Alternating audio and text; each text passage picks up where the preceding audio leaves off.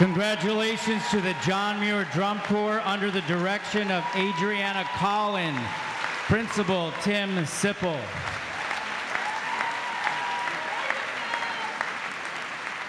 Good morning, ladies and gentlemen. On behalf of the faculty, staff, students in our community here at Pasadena High School, my name is Gilbert Barraza, and I welcome you.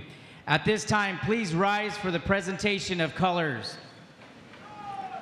Today, the presentation of colors are being presented by Christian Lopez, Private, Blair, Anthony Simons, PHS, Insane, Erton Gunnery, PHS, Seaman, Brian Connell, Blair, Second Lieutenant, Joshua Felix, Blair, Sergeant Major, Raul Guerrero, Sergeant Muir, Kyla Evans, Second Lieutenant, Muir. Under the direction of Master Sergeant Castellum, Cadet Instructor Solorzano, PHS, First Sergeant Turner, Blair, and Master Sergeant Muir.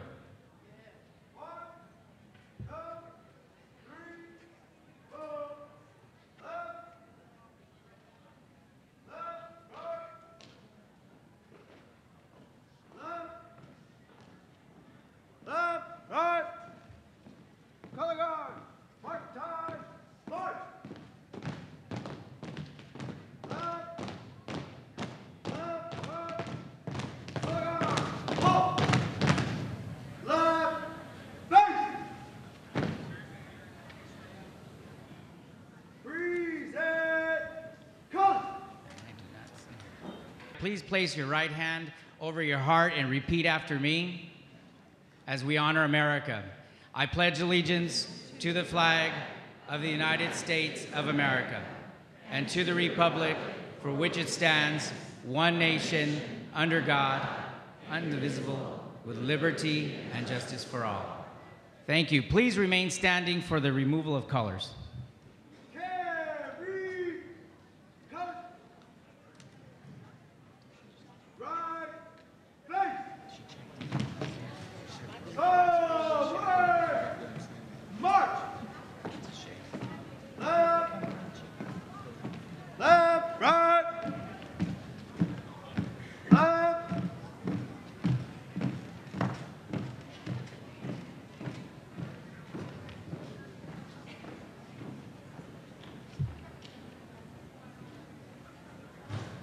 Thank you for saluting America. Please be seated.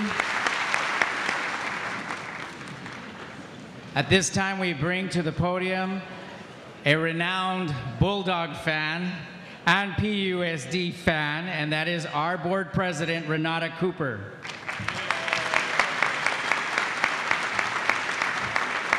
Good morning, and it is wonderful to see you all here, and it is so nice to be happy to see the John Muir Drum Corps.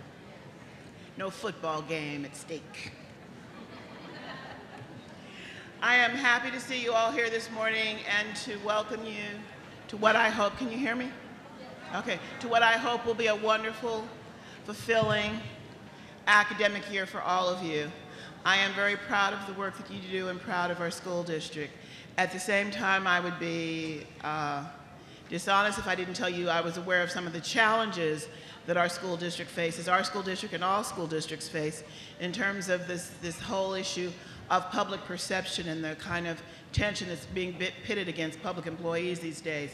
I went to the movie Saturday night, thought I was going to see Sparkle and enjoy it, and I did, but I got treated to a preview of another bad teacher, bad school movie called Won't Back Down, which is about how a handful of caring parent advocates take over a school where the teachers are just mean and hateful and lock a child who cannot read in the janitor's closet. I guess that's because she can't read.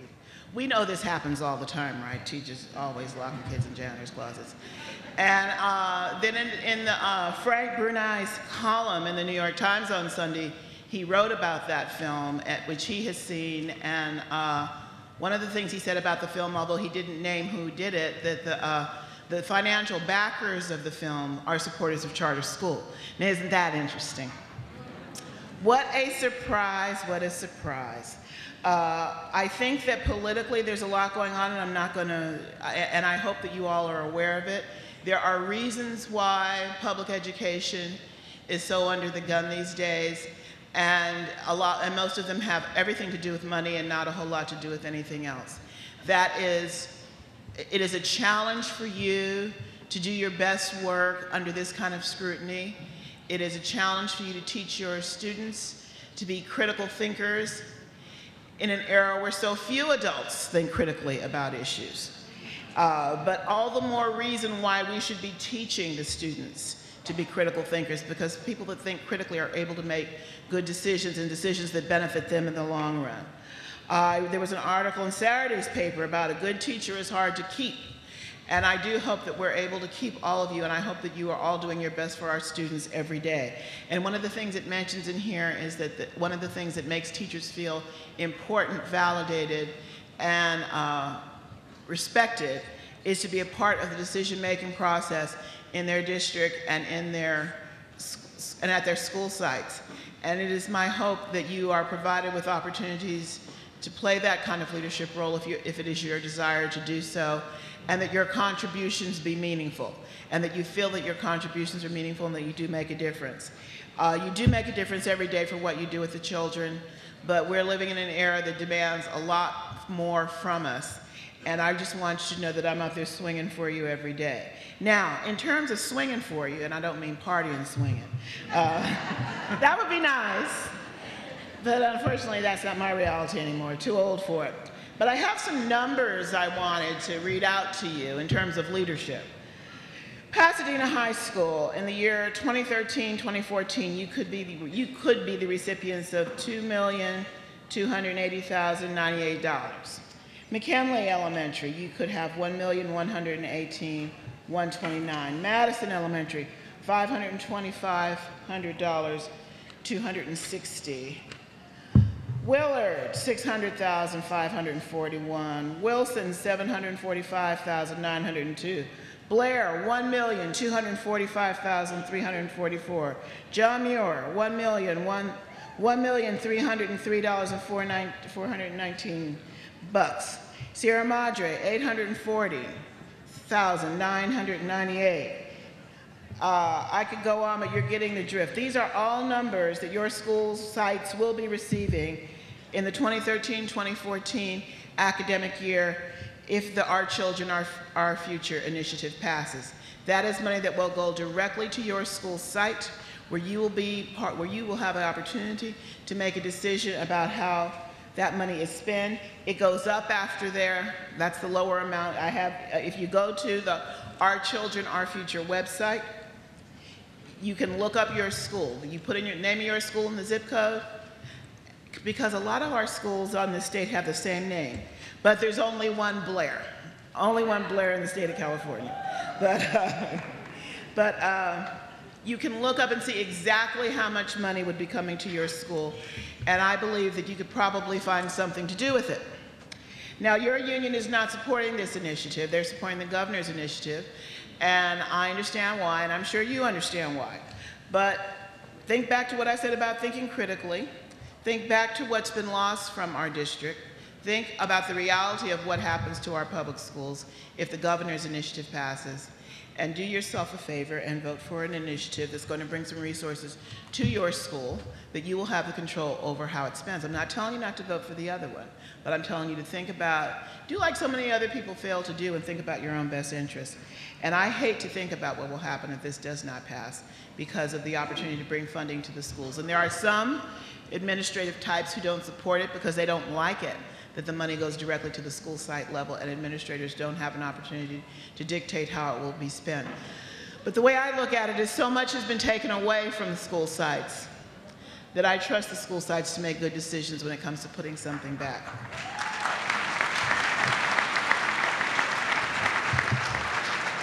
So the League of Women Voters is here, and I appreciate them being here to register you, but I want you to also, those of you who work in high schools, I want you to make sure that they get out to your campuses to register students who are old enough to be able to vote, so we can get them to think critically and engage in the voting process. Democracy is a precious thing, and it's very important for our students to understand how important it is for them to participate in the democratic process, particularly in an era when so many people are working so hard to make sure that they cannot So let's don't pay attention to that. Let's teach them to be critical thinkers. They don't have to vote like I do, as long as they vote.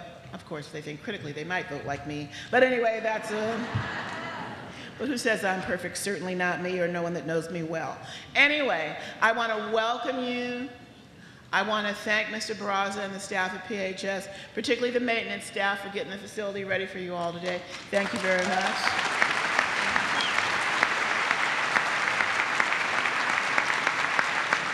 I am very happy to see you. I am very proud of what you do. And I just wish you the best of everything. Have a fabulous, fabulous academic year. I have to go to work now. Bye.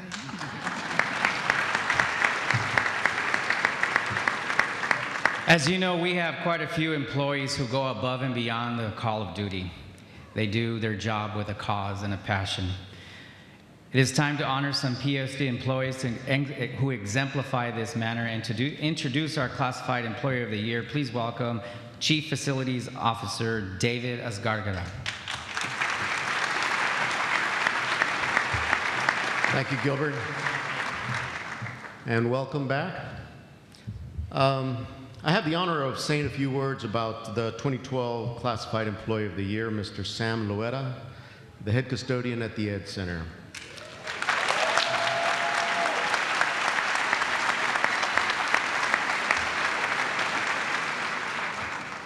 Let me just say a few brief words about Sam, then we'll look at a short video, and then we'll have the honor of embarrassing Sam in public. So Sam's been employed with the district now for about 7 years. He started working with the district on February of 2005 as a long-term sub-custodian assigned to Longfellow Elementary School, working the night shift. After only 3 months, Sam was hired permanently as a night custodian at Cleveland Elementary, where he did an outstanding job and provided outstanding service to the students, staff, and faculty for 3 years.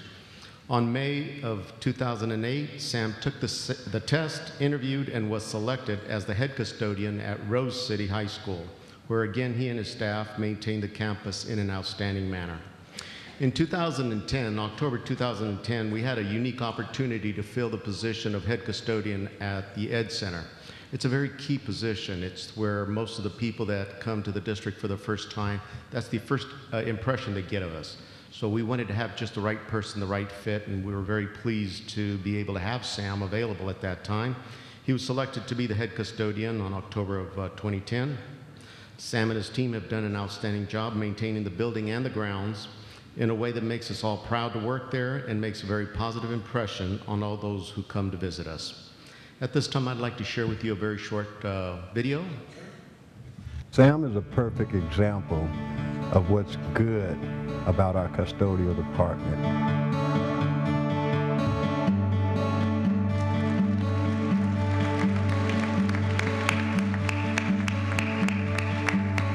The example I would say Sam sets is that even though custodial work might not be a position or a job that everybody wants to be, he shows the people around him that whatever the job is, that he's willing to do it and do it to the best of his ability. He's a superman when it comes to cleaning, sanitizing, opening up doors for me.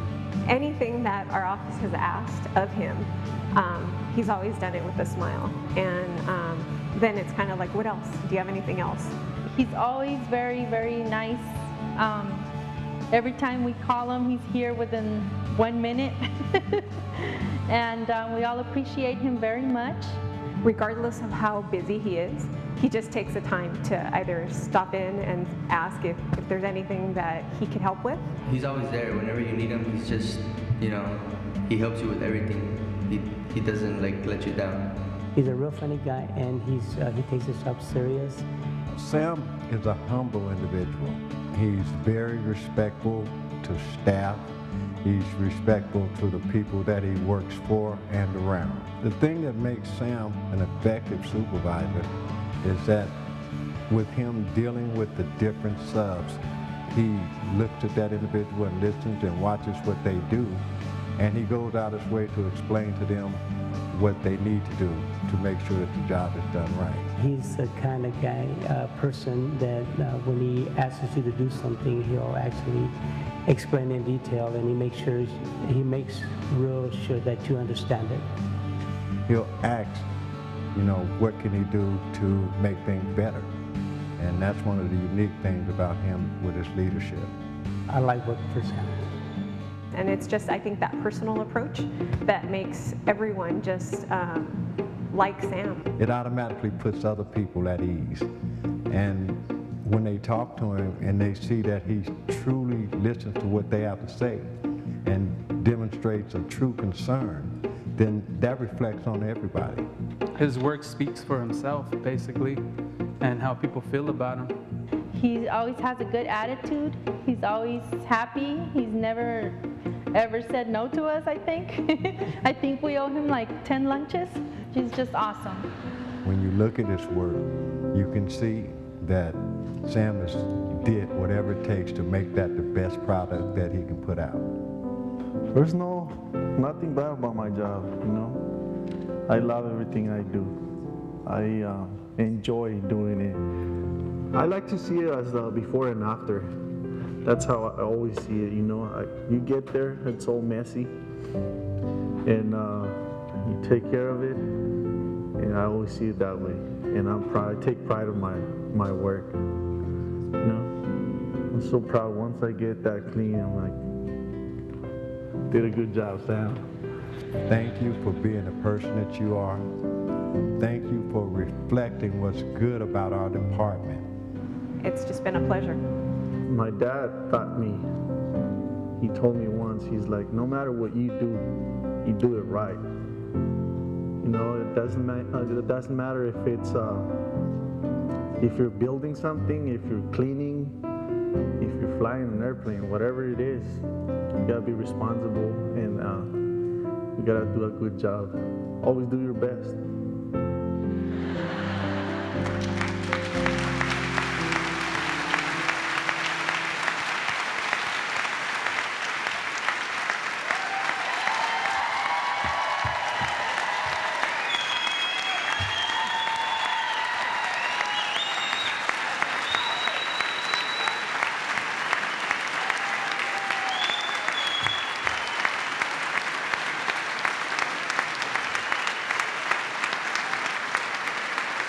All right.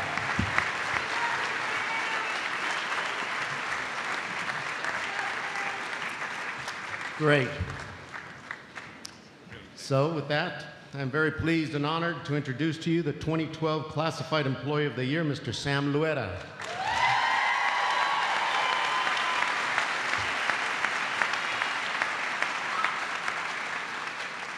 We have 2 awards. I'd like to read the first one.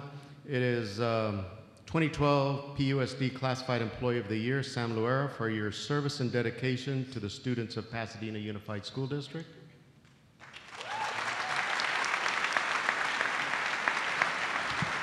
And we're very pleased that School First Federal Credit Union sponsored us, and they provided some gift certificates for all of our employees of the year. Mr. Javi Salasi with School First is here to present Sam with a gift certificate.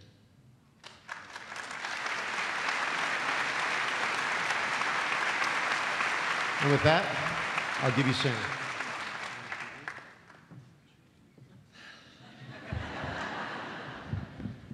First of all, I want to say thank you to everyone for this award. I'm very honored to receive this.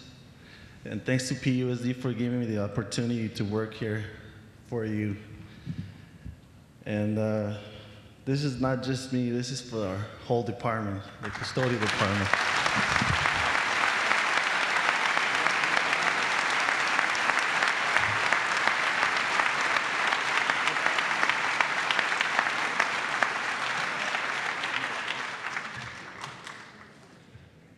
Congratulations. At this time, I'd like to introduce to you our Chief of Academics, Dr. Brian McDonald.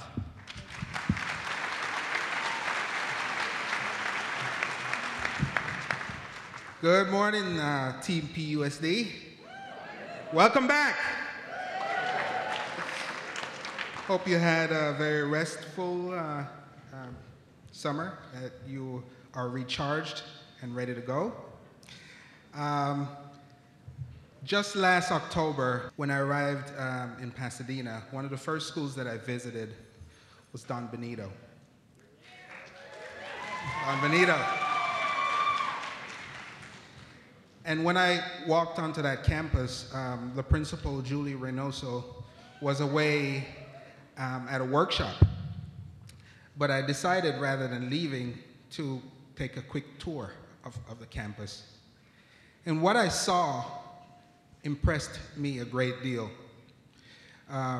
It was very, very clear that that was an institution of learning, and that there were high expectations, not just for students, but for the employees as well. I saw people who were very collaborative.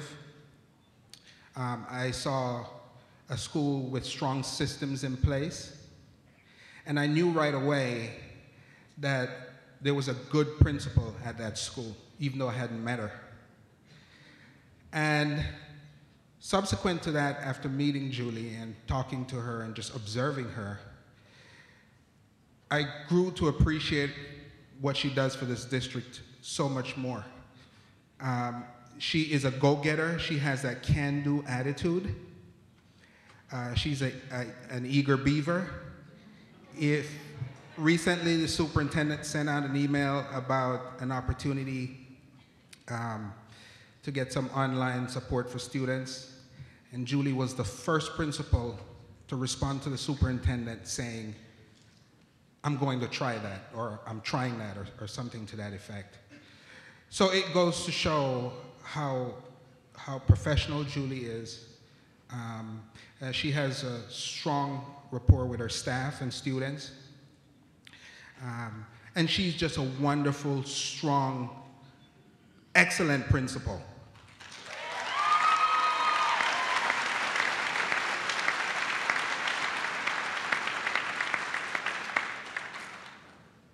So please join me for just 1 second as we view this video that I think will make my point very clearly.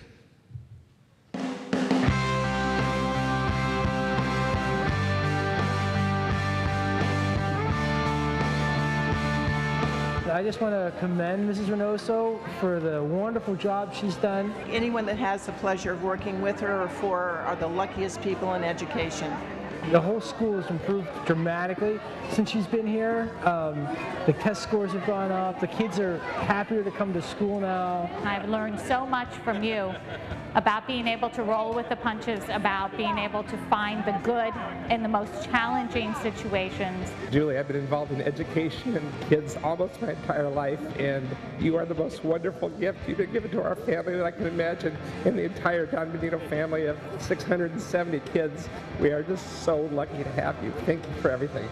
You're more than a principal, you're a best friend, and you've meant so much to me and my son, and you know every child by name here, and you deserve all the honors you ever get. You have always been very welcoming, very approachable.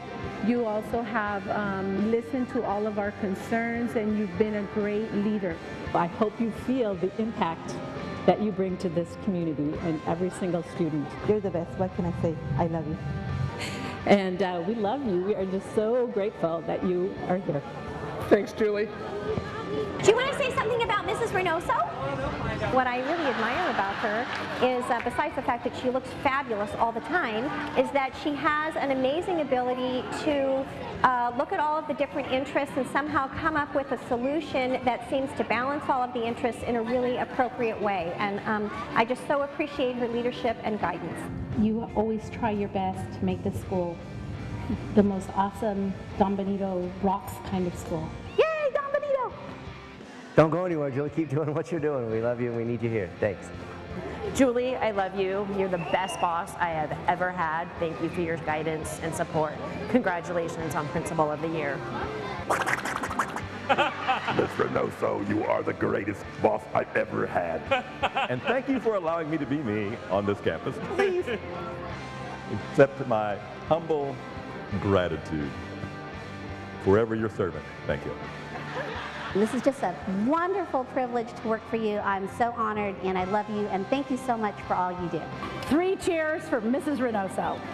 Thank you, Mrs. Reynoso! Good morning, Bobcats. You guys always make me cry. This is such a glorious day. I'm so excited, and the longer I do this, the longer I realize how much I love being a part of it. So ladies and gentlemen, as you face and tackle the inevitable changes, hold true to yourself. Remember to hold on to your value system, your work ethic, and most importantly, your humanity. It is these qualities that will guide you further on your journey in life. Today's achievements may fade or even be forgotten. The applause may become a distant memory, and your certificates and many medals may gather dust on a shelf or in a drawer. But you will always be remembered for caring enough, for helping someone, for making someone feel special and appreciated, and for being the kind of person that others have enjoyed spending time with. Your life is a remarkable occasion, and I have no doubt that you will rise to it. You're extraordinary, and thank you so much for committing your skills to our children.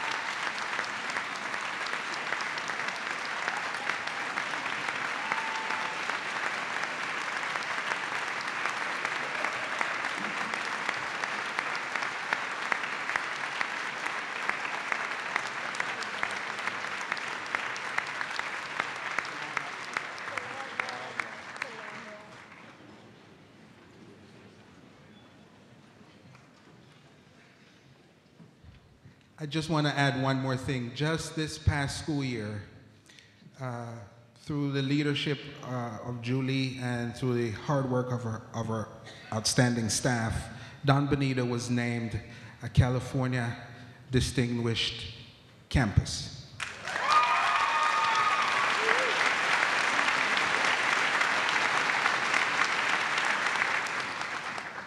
And so with that, I'd like to present this award to Julie for her service and dedication to the students of Pasadena Unified, and for being named the 2012 PUSD Principal of the Year.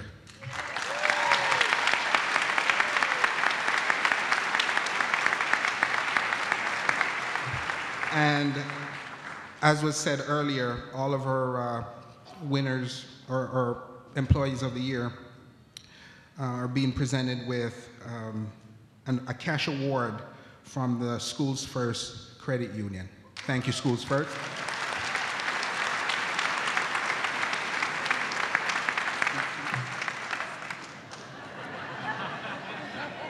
I was trying to get away with that, but no, I honestly, this is the first job I ever got back in 1993, and I hope to retire here someday. I am honored to represent the PUSD community.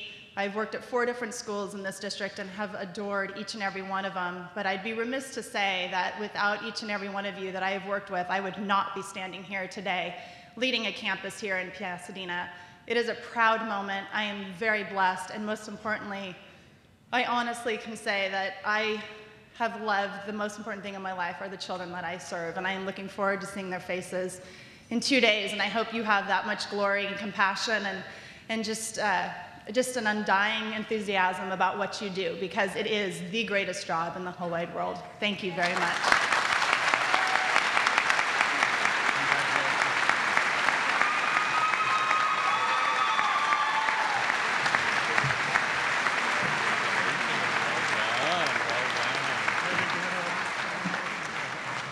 Congratulations, Julie.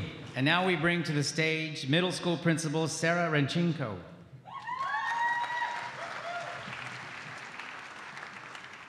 Okay, sorry about that. Get started. So it's my honor this morning to introduce to you the Pasadena Unified School District 2012 Teacher of the Year, Miss Kimberly Knudson.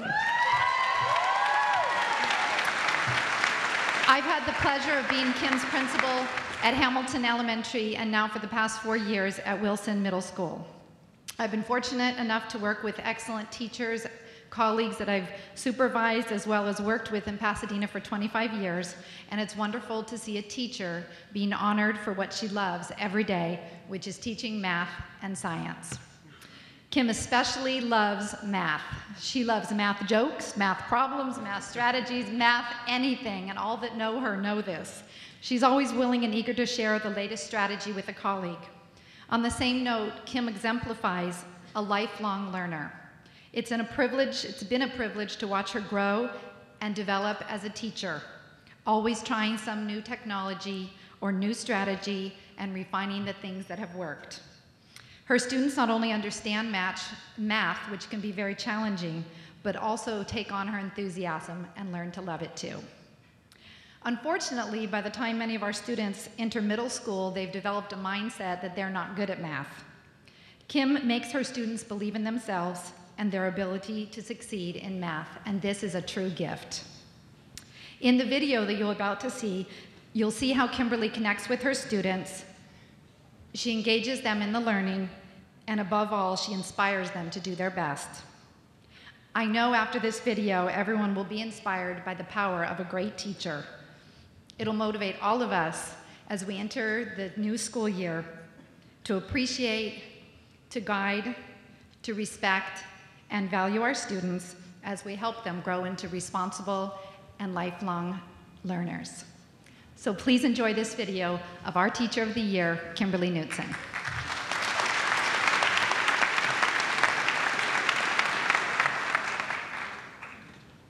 What inspired me to become a teacher? It was always innate in me. I was just born to be a teacher. I've only worked with children all my job, so I'm just kind of lucky that as a kid I knew what I wanted to do, and that's my passion and my love.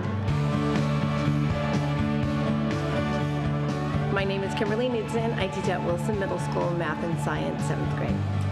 One of the most important things I think that I do is help the kids remember different concepts or formulas or strategies to solve math problems. Well, Miss Knudson, she helps me with a lot of math that makes everything so simple. The singing gets in my head a lot, and that's how I remember most of math that she helps me with. If it's a DS, different signs subtract, now it's time has more to it. Your answer should be the same, just do it. Now you got the skills to subtract. You're a smart kid, that's a fact. Word! When I was getting my master's program, I just learned that I did multiple intelligences, and I realized that most of my students were musical and kinesthetic. I also knew as a person that learning through music, I remember all the songs that I learned as a child. So I said, most of the students I teach who are struggling with math are not logical learners, and math is very logical. So I said, why don't I use music to help them remember the steps? So I had to reach them where they can connect. Ms. Knudson is memorable because she makes things make sense, because I'm a very analytical thinker, and logic, I don't like logic because I always want to know a reason why. And she kind of helps me with that. Like in math and learning it, I have a lot of difficulties with it because of that. But she shows me how to do it, and for the first time in years of going to school, I understand it at least a little bit. The best thing about teaching is building relationships and uplifting students to love learning. And she's a very fun person, and she's always smiling. I call her a bucket of sunshine. One of my most memorable experiences happened this year. My student was doing a great job, so I said, hey, let me write you a good note home. You're doing a fabulous job. He really cared about his grade, so I just wrote him a note. I said, I'm so proud of you. I don't know why I'm getting, okay. I'm so proud of you, and I know you're gonna be really successful in life. And then he looked at the note and said, I can't believe this. I'm like, what? He's like, wow, no one's ever told me that they were so proud of me before. So I was like, so I got a little emotional, but I was like, okay. So he went home the next day, he came back, I was like, so what did your dad say about your note? And he's like, you're not going to believe this. And I'm like, what? He's like, my dad, for the first time, told me how proud of me. So his dad told him how proud of him he was, and he was very excited. I wish that the sparks go off, that they say, oh my goodness, I love math, I love science, I could do this. I want them to walk away feeling great about themselves, great self-esteem, and just know that these are the building blocks, but I can conquer the next math class or the next science class. So I just want them to walk away with the love for learning and know that it doesn't end here, that they want to go to high school, they want to go to college, they want to just continue, and realize that learning never ends.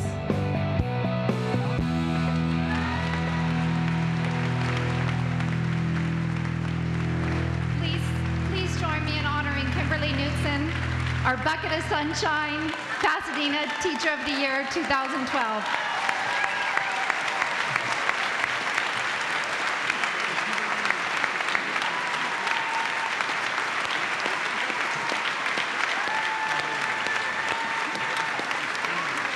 On behalf of the Pasadena Unified School District 2012 Teacher of the Year, Kimberly Knudson, for her service and dedication to the students of Pasadena Unified School District. And our sponsor, Schools First Credit Union, please accept this gift on their behalf.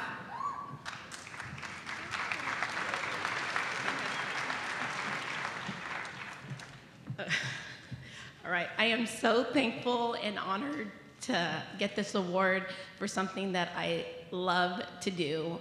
And this right here represents all of us who work so hard to do whatever we can to get the students to learn. Thanks for making a difference. Love you.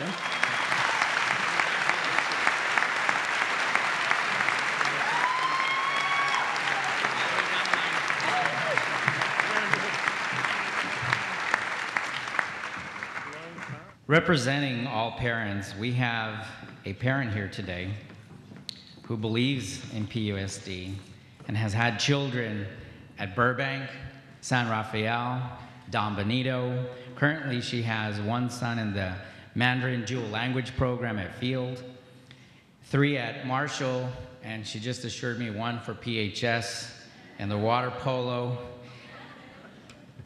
Sue Clark is a resident of the Northwest Pasadena, a small business owner, and was active in the strategic planning process. Ladies and gentlemen, please give a warm welcome to our parent.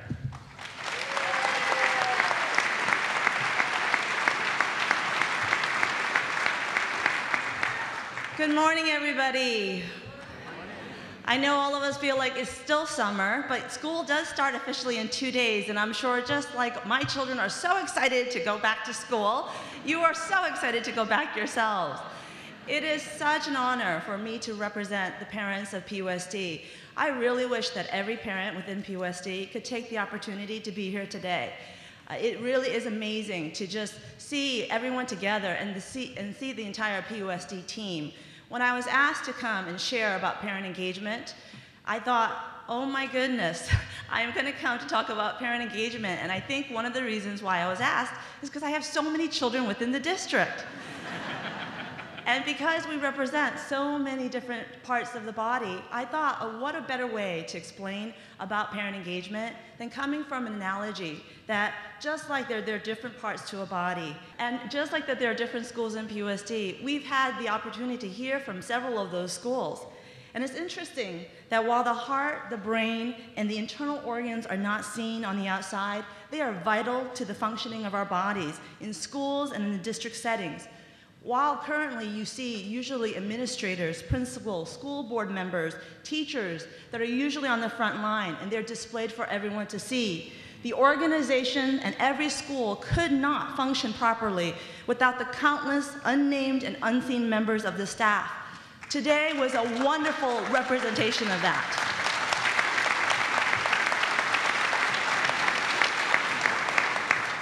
On behalf of all parents, I am thankful to have this opportunity to thank each and every one of you for your contributions that you make to our children and for making the difference in our children's lives. While each one of you plays a different role, you are so significant to the overall makeup of the school and the district. Recently, there was a launch of the Go Public film that does a great job capturing this point. It highlights the different teachers, different administrators, staff, students, and parents within the district. We all must work together. As the parent of 4 boys within the district, 1 at Field and currently 3 at Marshall, and as also as a past member of the Strategic Planning Committee, I believe schools and organizations need to create the spirit of hospitality for parent engagement to thoroughly flourish in the respective schools. It really is about meeting the needs of the students and also of the parents. Especially for many of you, you know that school serves as a home away from home for so many of our children. To help understand this point and why the spirit of hospitality is so significant in your schools or in wherever you are working, by a show of hands, how many of you this summer, when you invited your guests, how many of you tried to create this pleasant environment when you invited those people that you love? Raise of hands, okay? So many of you create this wonderful spirit of hospitality when you have people over. How many of you even extend a drink or perhaps give somebody something to eat? You try to meet the needs of your guests. So it is very natural that when you have people into your homes, you desire to care for and you try to meet the needs of your guests. As parents, we too desire to really partner with our children's schools in the journey of lifelong learning. After all, we are entrusting to you our most precious gifts. Yet I realize that with severe budget cuts, with demands that are placed on administrators, on principals, and teachers today, dealing with parents these days may not be so easy and may not even be pleasant. And the word parent engagement may be even scary. This actually reminds me of a comic strip that we're going to actually post right now. In 1969, this may be what the parent engagement looked like with teachers, where the child did not do so well in school, and the parent and the teacher together looked at the child saying, what is going on? What's your performance?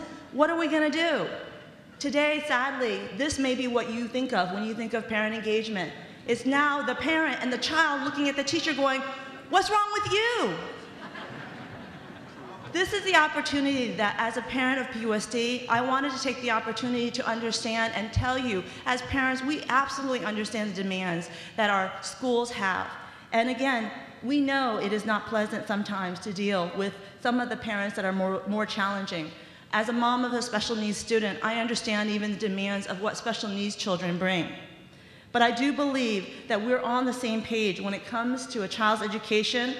And also, another question I wanted to ask is, I know that in this room, because you're all family, all of us can be very honest. How many of you went into the field of education because you thought you were going to make so much money? Raise hands. All right. You see, in that one, nobody raised their hands. I wish parents understood that you do not go into the field of education because you think you're going to make a boatload of money. Many of you do what you do because you love the joy of learning. And this is a great depiction of what a modern day school teacher looks like. I know this audience does not just have teachers, it has so many members of the staff, but this really is such a wonderful representation of, we know, the countless sacrifices that teachers, because you are the touchstones to our children's journey. So we just wanted to take again the opportunity to thank you. How many of you truly found the joy of learning and you really wanted to share that to the children, to the people that you love and you care about? And that is why we're here. As parents, we want to partner in that journey. For we know that teaching is truly a calling and it takes courage to teach. So we thank you for your courage to teach our children. As the owner of a whole food nutrition business, I truly believe in wholeness. And I share a lot about the need for wholeness in living a life of wholeness in every area of your life. Whether it's physical, emotional, psychological, spiritual, nutritional. I believe it's about educating the whole child and the whole person. Yet in school settings, I know that we desire our children to receive educational wholeness, but it's just like a gardener. A gardener knows that you can't make plants grow, but you can give the right conditions for growth and development. Parents, schools, and districts then need to partner together to create academic and educational climates where children can bloom and grow and blossom. I personally believe this happens when parents and schools are able to engage parents by listening to what the parents want and what they dream about in an effort to develop a genuine partnership rather than merely involving parents solely and based on what a school wants or maybe what the district wants. Also, coming to the table, parents are coming from various backgrounds, various language needs. So it's very important to check with understanding, to not lose the parents by just simple misunderstanding of communication. You may have a silent parent, but that does not mean that they are not involved. In creating a spirit of excellence and a culture that sets high goals and expectations, not only in academics, but in every area of life, we feel as parents, we can help one another to be mutually accountable for our behavior, our language, our conduct, our attitude. Remember, children are always watching. Community makes all the difference in life, and we, as a body, we need all one another to work to make the district a better place. We always hear that it takes a village to raise children, but it's so true. And in our schools and our district, wellness is not going to occur unless there is an I shift to a we shift culture. Today, I had the opportunity to see that. In my whole food nutrition business, I share that when the word I is replaced by the word we, even the word illness turns to the word wellness. Therefore, it is my hope, my desire, and my prayer that as individuals in the district, that we so be well individually, that corporately, then we can be well together. I wish all of you a wonderful, wonderful, blossoming 2012-2013 academic year. God bless all of you, and thank you so much for what you do.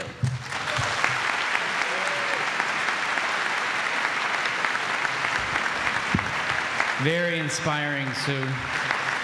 At this time, I introduce to you a leader, our leader. He has led the direction on a curriculum rewrite, the expansion of the dual language immersion program, 21st century learning, and he has created a windstorm that we have all seen.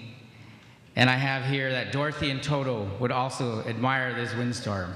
Ladies and gentlemen, these are difficult times, and I introduce to you a very strong leader, our boss, the Superintendent Jon Gundry.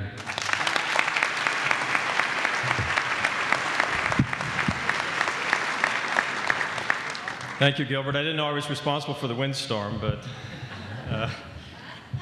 I appreciate the introduction. I would like to give a special thanks to our parents. Sue, that was great and very inspiring, and I tell you, we couldn't do it without our parents. I think all of you know that parent engagement is more than just a catchphrase. It really is essential if we're going to do the very best we can for our kids. And she's such a fine example of a truly involved and engaged parent who's working to make this district a better place, not only for her own children, but for all of the children of this district. And she's a wonderful supporter of our kids and our staff, our teachers, and the district itself. And we really appreciate your words, Sue. And one of the things I want to say about parental involvement is the most effective parental involvement happens at home. And, so that's why we need to work hard to train our parents in what they can do to support what we're doing in our classrooms and in our schools when they're not in the school, but when they're at home with their children, to making them ready for school. And an important part of that is good communication, particularly with teachers. So I hope that you teachers really reach out to your parents to make sure that they're informed of what's going on in the classrooms and to tell them some very specific ways in which they can support their children to be better learners and more successful in our classrooms. So thank you for that.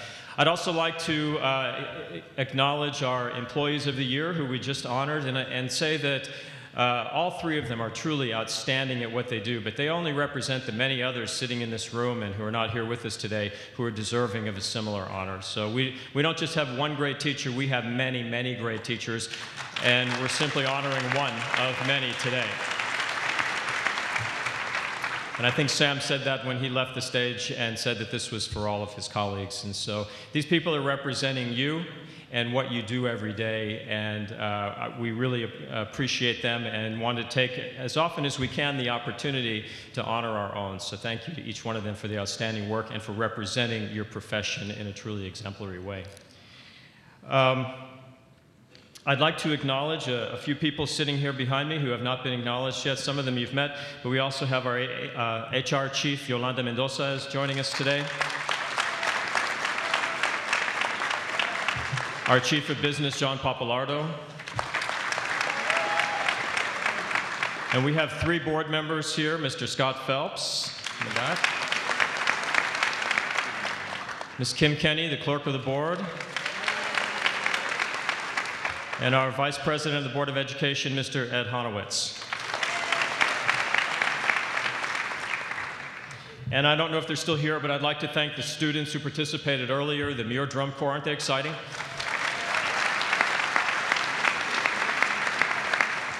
I think that probably is the best drum corps I've heard, you know, and I've been in this profession for more than 30 years, way more than 30 actually, and they are just do a fine example. And you know, I was telling Ms. Cooper here, I love the fact that half of them are girls, and so exactly half, I counted them. There were 5 and 5, so it's a great opportunity that's being made available clearly to everyone in the school, and it's a great example of engaging kids in an activity that's going to make them want to come to school. So thank you to the staff at Muir, and also all of you who give special opportunities for our kids. You know, there's research in the causes of dropping out of school, and one of the most important factors to keep kids in school and high school is engagement in the life of the school. You know, so any kind of opportunity that we can give our kids, whether it's academic or whether it's clubs or any kind of opportunity to engage kids in the life of the school, is going to keep kids in school. So those are wonderful activities, and we need more of them and not less.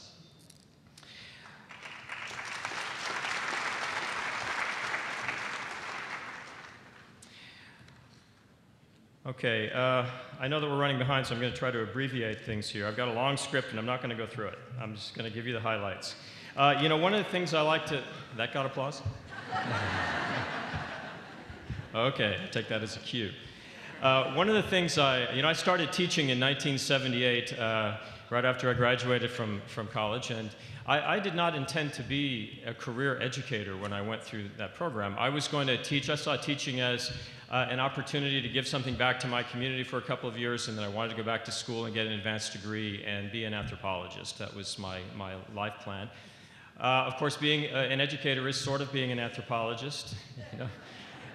But once I got in the classroom, I have to say my first year was really tough. I had a lot of doubts about whether it was a good choice for me, dealing with the classroom management. I taught in a rural school in northern Nevada with very little support and no curriculum, no materials, nothing. We were inventing everything every day.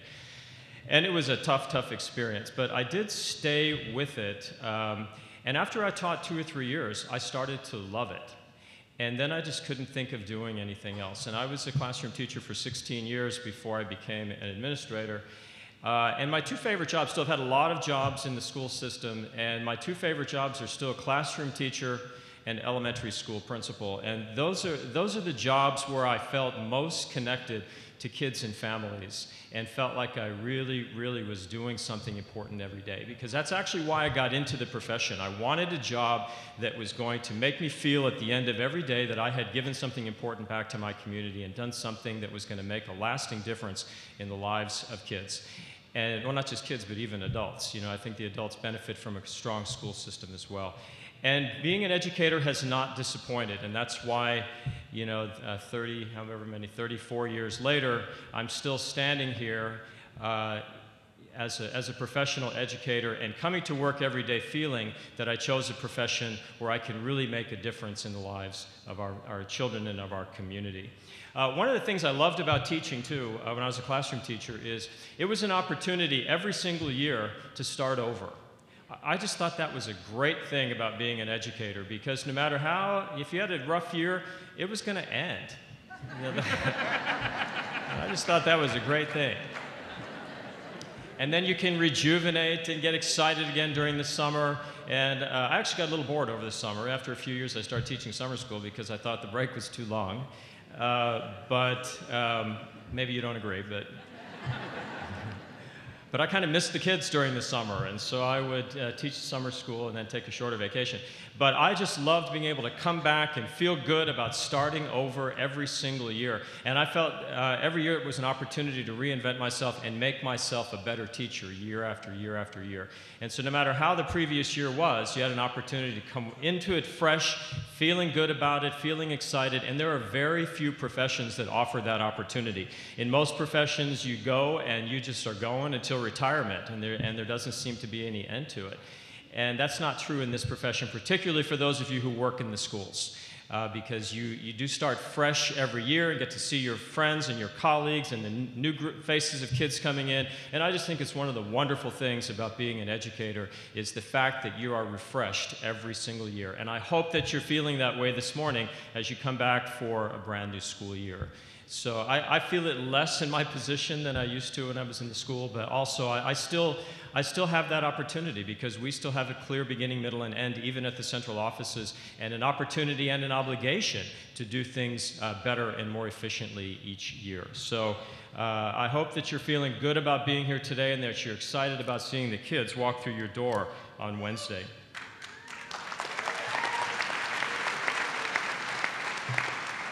Now, one of the messages that I deliver frequently when I speak in public is the fact that although we hear a lot of negative press about public education, not just here in Pasadena, but all over the country, and I've worked in a few different states, and believe me, it isn't very different from one state to another. I remember when I worked in the Houston School District, they won the Broad Prize for Excellence in Urban Education. They were the first recipients of the Broad Prize. And when they won this, they were being acknowledged by the Broad Foundation as the best urban school district in the country. And the Dallas Morning News ran a wonderful article about the great things going on in the Houston School District. In Houston, the newspaper ran an article about this big in the middle of the city and state section, and the title of the article was, "Houston Wins Broad Prize Despite Ongoing Problems." And then it listed the problems of the school district. And I thought, wow, it's like the prophet without honor. And what I've found since is this happens all over the country because our public institutions, not just school districts, but also police and fire and sometimes cities, our public institutions are favorite whipping boys of the media because it makes interesting news. And good news is not always that interesting. And so they focus on negative things. And people have been saying, the media has been telling us for the last couple of decades that public education is failing, when all of the evidence that we see tells us that the opposite is true.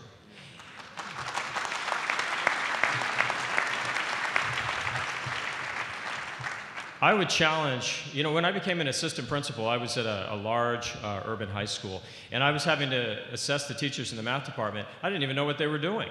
And I was a good student through high school and college, but the level of instruction in high schools, and that's 20 years between the time 25 years, whatever it was, by the time I graduated from high school and then was supervising high school teachers, the level of instruction increased dramatically during that time. If you graduated in the 70s, just think about what was required of you to get a high school diploma compared to what's required to get a high school diploma today. And I would like to challenge anybody who thinks that public school is not rigorous to sit down and take an exit examination in any subject area under the same circumstances that our kids take it, and then have your scores published in the newspaper. I'd like our legislature to do that, all of our legislators to do that, before they continue to tell us that we're not preparing kids academically for the challenges that they have to face. And we're doing it under much more difficult circumstances and with far fewer resources than ever before. And so public education is much healthier than people think it is. And public education in Pasadena is much healthier than the community is being told. And so that is one of the messages that I consistently give to the public when I speak, which is fairly frequent.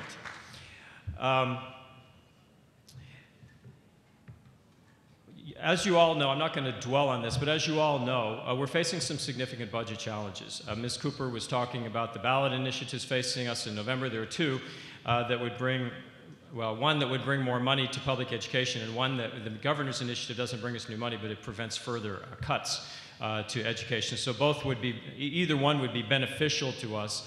But if neither of those initiatives passes, and right now, you look at the polling, it's not looking good for public education funding in California right now. But if neither of them passes, we're going to be facing unprecedented financial problems, not just here in PUSD, but in public education across the state. We already suspect, we haven't seen the most recent figures, we already suspect that with all the rounds of budget cuts that we've had in the last couple of years, that California probably funds education at the lowest level in the nation, because we were near the bottom before, and then we've had some more significant cuts to public education. We're probably dead last or very close to it, and if we experience more budget cuts in November, there is no doubt that we will be funding our public schools at the lowest level of any state in the country. And I personally think that that's a shameful situation to be in for this state, and it sets some very wrong priorities for this state. So I hope that you will take a close look at the ballot initiatives, make your own decision about what you think is best for education in the state of California, and exercise your right as citizens to vote, and those people who you know also, please encourage people to vote for public education in California. We do have the League of Women Voters here today, renewing your registration if you've moved or something, and high school principals, I encourage you to talk to them because they would like to get with you to talk about having a mock election in our high schools and register kids to vote who are eligible. Now, with the challenges we face, not just the fiscal challenges, but the PR challenges and larger class sizes and all the different things that make our jobs more difficult, make educating kids more difficult, we still have to continue. We still have to do the best we can for kids, and we still have to do things better if we possibly can. So the conversation we've been having over the last year is, what can we do to do things better for our children, even with diminishing resources and in a more difficult environment? What can we do?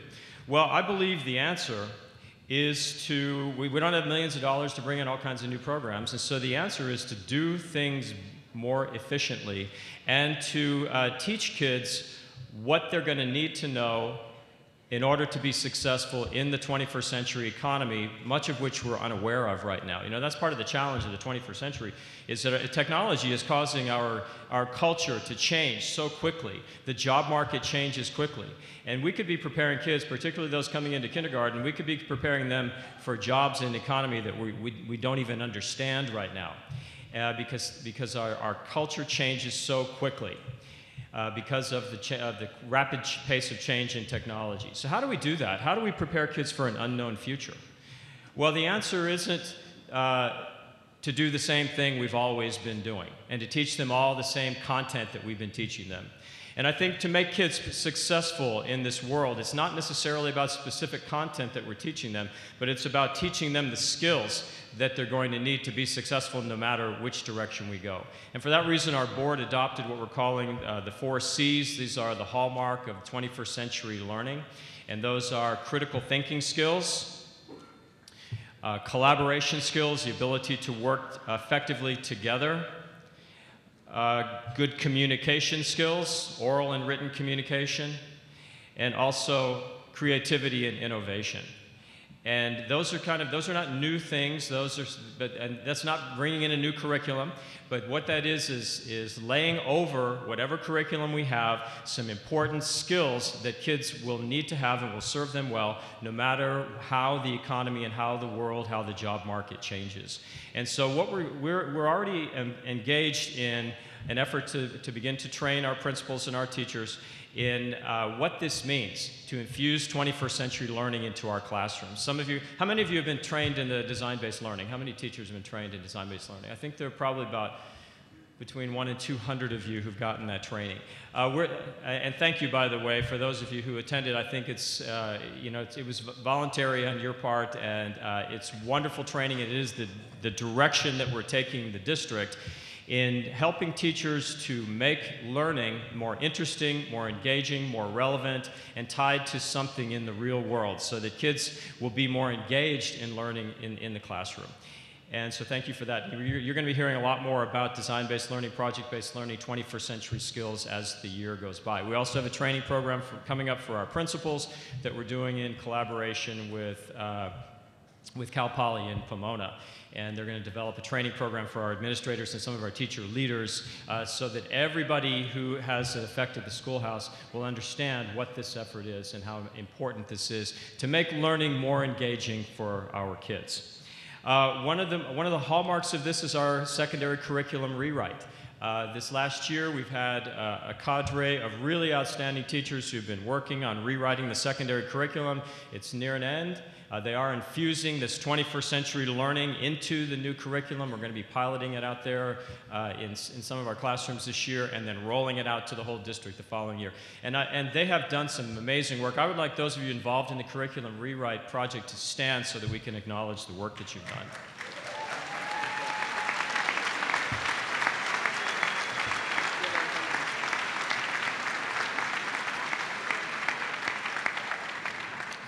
Thank you very much. I went to see them in one of their sessions a couple of weeks ago, and I came at 3 o'clock in the afternoon. They'd been there all day, and I was amazed at the level of energy that they still had at 3 in the afternoon after spending an entire day working on writing curriculums. It was very exciting to see how engaged they were in this work and how excited they are to bring a new curriculum to the whole district, to all of their colleagues. So thank you. It is a key project in this district, and we could not do it without the dedication, hard work, and the expertise of our teachers. So thank you for that. One of the other things you're going to start hearing about, this really hasn't started yet, but it is going to very soon, is you probably are aware of the fact that it sounds like the tail wagging the dog, but assessment often drives what we do. The way we're assessed often determines what we do. And unfortunately, we've been under this is an editorial comment, under the burden of NCLB for a long time, where the assessment systems have driven what we're doing in the classrooms. And there's some good things that came out of NCLB. I think I'd like to acknowledge that one of the things it forced us to do was give our attention to our neediest kids, which in a lot of places had not happened previously without those accountability systems.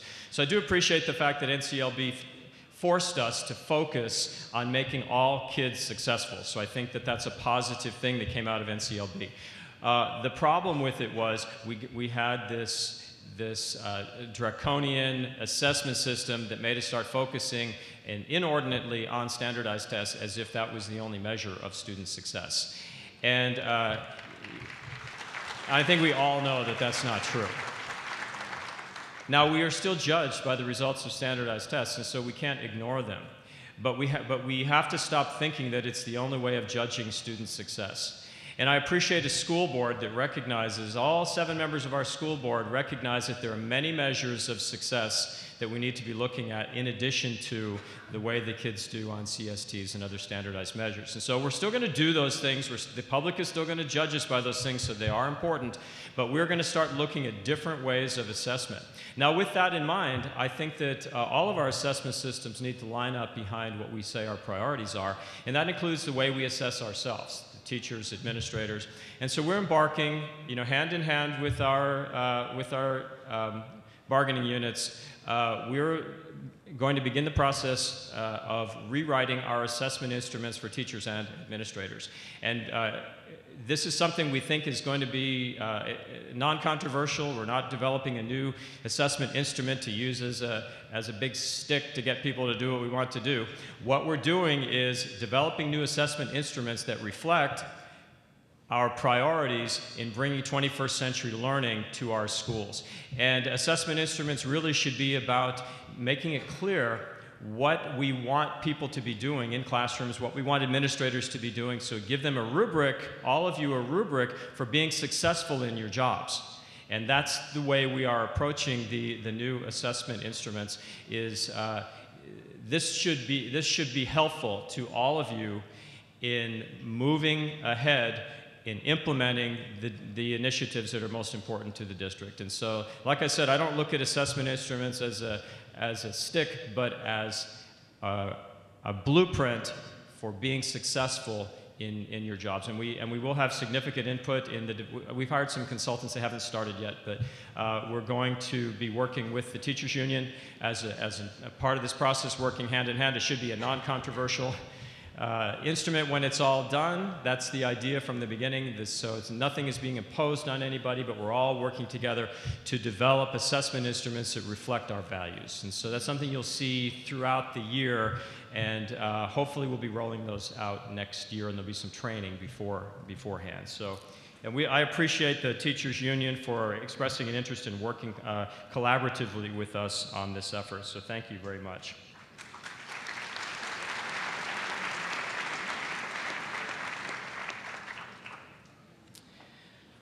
Okay, I think I'll wrap it up here. I do want to say again, thank you for coming here this morning. And one other thing I want to mention. Two things. First of all, when I was introducing, I should have introduced Patrick Conyers with the Pasadena Educational Foundation. They are an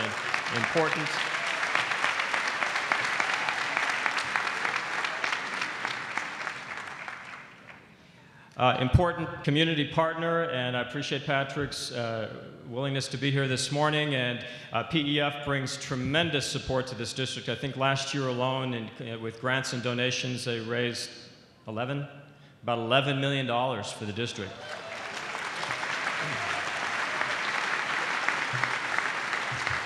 PEF is the oldest educational foundation in California. They may be the oldest in the country. They're not sure, but it's possible. And they've been around for 40 years, is that right?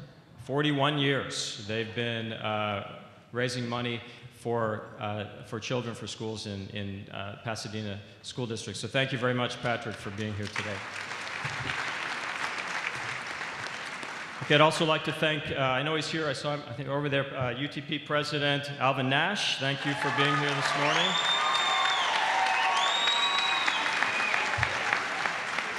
And CSEA President Rose Riley.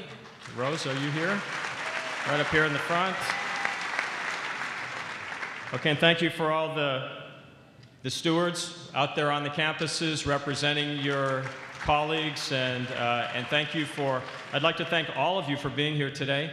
I think this is a great time just to start over and get to see each other and everybody come together in one place. I hope that you're feeling more energized.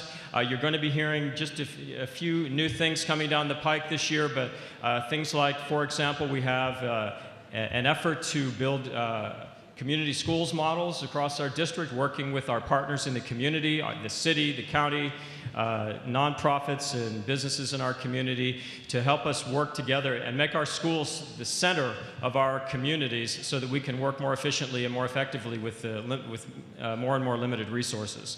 And so we appreciate the city of Pasadena in particular and many of our community partners who are working with us to make this a reality in our schools. Thank you again for being here. I hope that you will reinvent yourselves and do the very best you can for kids and for families in Pasadena.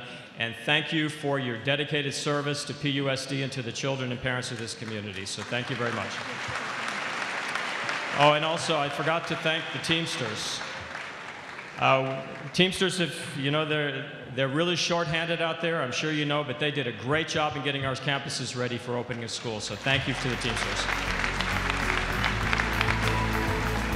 Thank you, Superintendent Gundry. We'd also like to recognize the Schools First Credit Union, the First Student Transportation donated buses today, K-Learns, Adam Wolfson from Communication Director of PUSD. Thank you again for everyone